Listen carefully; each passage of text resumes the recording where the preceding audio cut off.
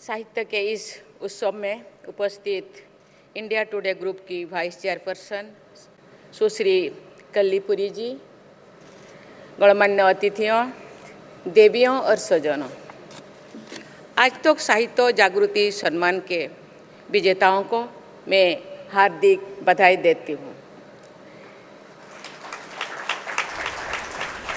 जो समाज या संस्थान साहित्य साधना से जुड़े रचनाकारों का सम्मान करता है, उसके भविष्य के प्रति विश्वास मजबूत होता है। इस सम्मान समारोह का आयोजन करने के लिए मैं इंडिया टुडे ग्रुप की सराहना करती हूँ।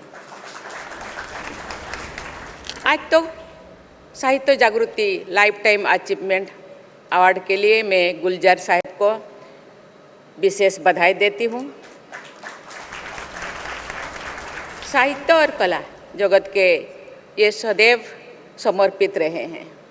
उनके एक फिल्म मीरा का उल्लेख में आज कुछ कहना चाहूँगी। 16वीं सदी के मीराबाई ने भक्ति साहित्य की अमर कविताओं की रचना की। साथ ही मीराबाई ने मध्यकालीन भारत के समाज में महिलाओं को बंधन में रखने वाली मान्यताओं को खारिज कर दिया था। मीराबाई सामाजिक यातनाओं के बीच आस्था और साहित्य के विजय का प्रतीक है। आज से लगभग 45 साल पहले बनी मीरा फिल्म के रूप में गुलजार साहब ने हमारे सिनेमा, समाज और साहित्य को एक कलापूर्ण धरोहर सौंपे। ऐसी कृतियों के लिए मैं आपकी सराहना करती हूँ। मैं मानती हूँ कि महिलाओं के दृष्टिकोण को समझने वाले संवेदनशील पुरुष हमारे समाज को बेहतर बनाते हैं। मुझे ये जानकर बहुत प्रसन्नता हुई है कि आज श्रेष्ठ रचना सम्मान प्राप्त करने वाली उषा प्रियंवदा जी कई दशकों से निरंतर साहित्य सेवा करती रही है। वे महिला अनुभूतियों को आधुनिक सोच के साथ व्यक्त करती रही है। मैं उन्हें हार्दिक बधाई देती हूँ। आज सम्मानित रचनाओं में गांव गरीब किसान का जीवन है। लगभग 1200 वर्ष पहले के ओडिशा की पृष्ठभूमि में वैद्य और शैव पंथों से जुड़े कथा है, जो गुलजार साहब की जीवनी है।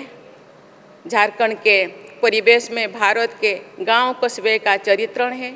एक पौराणिक कथा के प्रसंग में नारी के साहित्यिक संघर्षों की गाथा है तथा भारतीय परंपराओं के सौंदर्य को अद्भुत चित्रकला के माध्यम से प्रसारित करने वाली केरल में जन्मे राजा रवि वर्मा का एक गुजराती भाषा के विद्वान द्वारा लिखा गया जीवन वृत्त है। इस तरह आज पुरस्कृत कृतियों में अतीत से वर्तमान तक के भारत की विविधता का दर्शन भी होता है और साहित्यकारों को कई पीढ़ियों का एक साथ परिचित भी मिलता है। मैं आज सभी रचनाकारों को एक बार फिर बहुत बहुत बधाई देती हूँ। हमारे देश में विभिन्न भाषाओं में रचित स्थानीय साहित्यों में अखिल भारतीय चेतना सहज ही विद्यमान रहती है। ये रचना रामायणों और महाभारत से लेकर हमारी स्वाधीनता संग्राम से होते हुए आज के साहित्य में भी दिखाई पड़ती है। उत्कलमणि पंडित गोपबंधु दास द्वारा भारतीय चेतना की ये अभिव्यक्ति मुझे बहुत प्रिय है। मनेत्रे भारत शिलाशाल ग्राम प्रतिस्थाने मोर प्रिय पुरी धाम, अर्थात मेरी दृष्टि में भारत भूमि का एक एक पत्थर शिलाग्राम की तरह उपासना यज्ञ है। भारत का प्रत्येक स्थान मुझे जगन्नाथपुरी धाम की तरह प्रिय है। मुझे आज तक से ये अपेक्षा करती हूँ कि आज आप सब विभिन्न भारतीय भाषाओं में उपलब्ध साहित्य को लोगों तक पहुँचाए। संताली भाषा के महाकवि डॉक्टर रामदास टुडू तथा कवि साधु रामचंद्र मुर्मू की हृदय को छूने वाली रचनाओं से भी साहित्य प्रेमियों का परिचय करवाइए तथा अन्य वंचित वर्गों के साहित्य जैसे कि सब अल्टर्न लिटरेचर कहा जाता है को भी प्रस्तुत कीजिए। आप साहित्य के छुपे हुए रत्नों को सामने ले आइए। साहित्य सेवा का जो काम साहित्यिक पत्रिकाएं बहुत कठिनाई से कर पाती है, उसी टेक्नोलॉजी के माध्यम से आप बहुत बड़ी पैमाने पर कर सकते हैं। ऐसा करके आप भारतीय समाज और साहित्य की बहुत बड़ी सेवा करेंगे। देवियों और स्वजनों, जो व्यक्ति परिवार या समाज सही अर्थों में संवेदनशील है, वो अपने बच्चों की सभी ज़रूरतों को केंद्र में रखता है। इसीलिए मैं चाहती हूँ कि आप सब बाल साहित्य को प्रोत्साहित करने का प्रयास भी करें। मौलिक लेखक तथा अनुवाद के माध्यम से बाल साहित्य को समृद्ध बनाना देश और समाज को समृद्ध बनाने में सहायक होगा। विश्व का महानतम साहित्य किसी भी तरह की सीमाओं को नहीं मानता, यहाँ तो कि वह निरक्षरता की सीमा को भी नहीं मानता। ओडिशा के घर घर में, गांव गांव में साक्षर निरक्षर सबू लोग अति बड़ी जगन्नाथ दास के भागवत की पंक्तियों को उल्लेख करते रहते हैं। कम पढ़े लिखे किसान और मजदूर संत कबीर के दोहे को उनके गहरे अर्थों को समझते भी है और आपस में बातचीत में मुहावरे के तरह उनका प्रयोग भी करते हैं।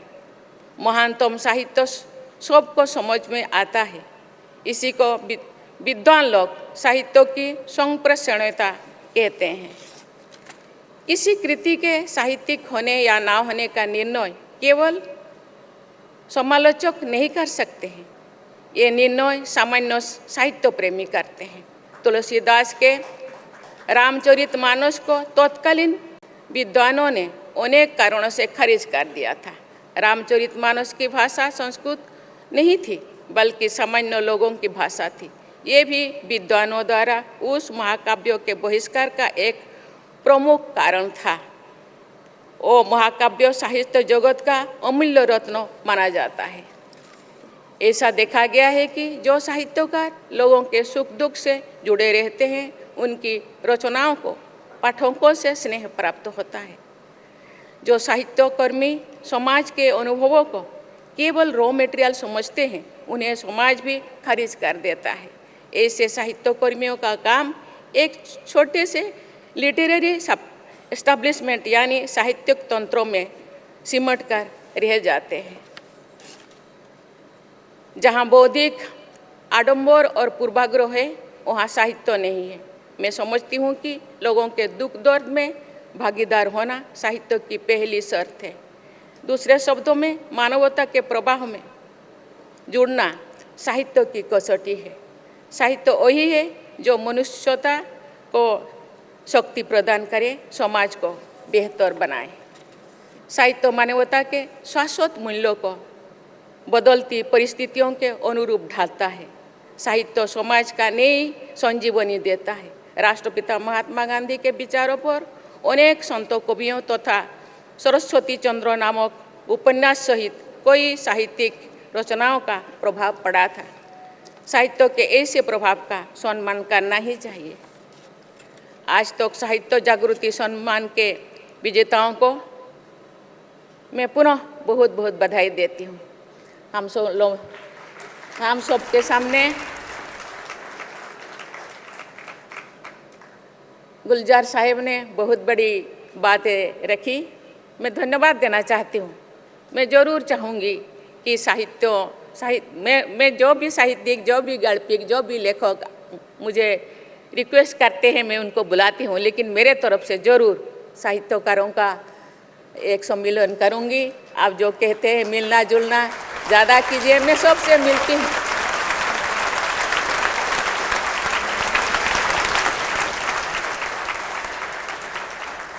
मैं सबसे मिलती हूँ। राष्ट्रपति भवन राष्ट्रपति का नहीं है, ये राष्ट्र से समर्पित है, ये राष्ट्र का है। राष्ट्र से जुड़े सभी लोगों का अधिकार है। कोई आना चाहे आ सकता है, लेकिन मैं अपने ओर से जरूर साहित्यिकों का सम्मेलन करूंगी बीच बीच में, जितने दूर मेरा टेन्योर है और मैं आपको ज़रूर बुलाऊंगी, क्योंकि साहित्य ही एक काम, साहित्य नहीं होता तो हम नहीं होते। हम आज जितने भी पढ़ाई करते हैं, जितने भी किताबें लिखते हैं, जितने भी साहित्य पढ़ाई जाता है, आपका बदौलत है, आपका दान है, आप लोगों का, आपका समूहों का दान है। इसीलिए आपको सम्मान देना, आपको बुलाना मेरा कर्तव्य है। मैं जरूर जो मुझे रिक्वेस्ट करते हैं उनको मैं मिलती थी। मुझे लगता है मेरा भी कर्तव्य बनता है आपको बुलाने का, मैं ज़रूर बुलाऊंगी। इंडिया टुडे ग्रुप की सराहना करते हुए मैं ये विश्वास व्यक्त करती हूँ कि आपके समूह द्वारा साहित्य के प्रति योगदान को और अधिक व्यापक और सार्थक बनाया जाएगा। इसी उम्मीद के साथ मैं आपको बहुत बहुत शुभकामनाएं देती हूँ। धन्यवाद। जय हिंद, जय भारत।